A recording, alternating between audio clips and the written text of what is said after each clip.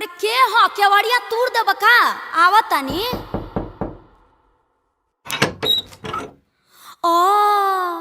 अरे तू आ गइल हो, तू तो खेते न गइल रहला। का भइल कि तने खेते गइल रही तुहार याद पड़ गइल हो तो सोचनी है कि तार मुहवा देख के को मिठिया लेके चल जाई। देखो भगवा की नहीं यहाँ से जा होने भोर ही डरामा कइले बड़ा जा नहा धोआ पूरे देह महकता। वो सब छोड़ो तो नहीं आवा ना। अरे अरे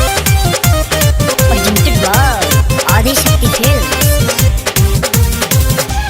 काहे छोटा जैसन सटता रहतय राजा जी, काहे छोटा जैसन सटता रहतय राजा जी। नाही हम पूरी हई नाही जिलेबी हो, नाही हई छेना के मिठाइया राजा जी। काहे छोटा जैसन सटता रहतय राजा जी, काहे छोटा जैसन सटता रह।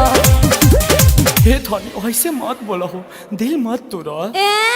हम कोनो चिकन मटन है का कि आइला रोटी में लपेट के मार लेला। हमारा मीट के मसाला ना बुझाला ए धनिया, हमारा मीट के मसाला ना बुझाला ए धनिया।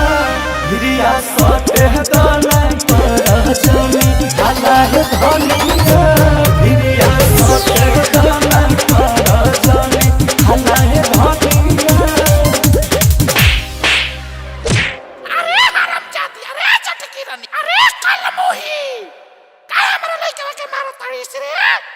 देखो ये बूढ़ी, ये भतार हवे कि भैंसा का कपार हवे, इनका बुद्धि बार रहे के। हमरा लइका के मारबो तो झोटा धके नहीं घर भगाते। मरनी त मरनी ससुराउर का बिगरनी सुधरतानी, मरनी त मरनी ससुराउर का बिगरनी सुधरतानी। कि अपना बिगड़ल बलमुआ के सुधारतानी, अपना बिगड़ल सजनवा के सुधारतानी। अरे माई हम कहत ना रही कि इलोचन के ठीक नहीं खे, एकर पांचों उंगली में मामा उंगली सबसे बड़ बा। ते ना मनले, ते दहेज के पीछे आके हमर जिंदगी बर्बाद कर देले। तू तो बोल मत, तू चुपे रह।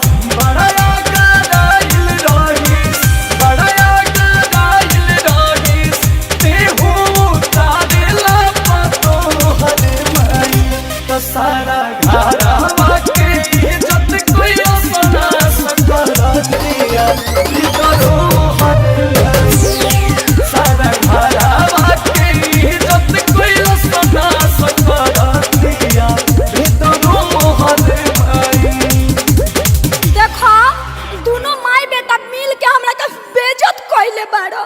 अभी हम अपना माई के फोन लगावत तनी। अरे माई, अरे भैया के भेज, आ ना भेजबे तो हम कमांडर धो के आ जाई।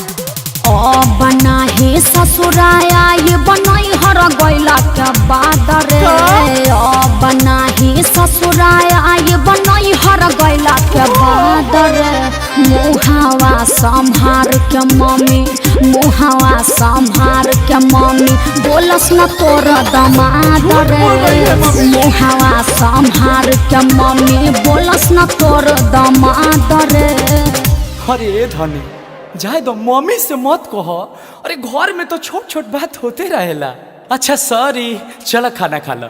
अच्छा तो आप लोग मिल के हमको बेइज्जत कीजिएगा। घर में हो खेला धनी जानी हो तो परेशान, अखिलेश राजा के हो धनी सचो धड़कन मारा। अखिलेश राजा के धनी हो सचो धड़कन मारा। अरे जिया हो हमार राजा, हम तो इहे चाहत रही। अच्छा छोरा एगो चुमा दे दा। हम तो इहे चाहत रही, आवा ले ला।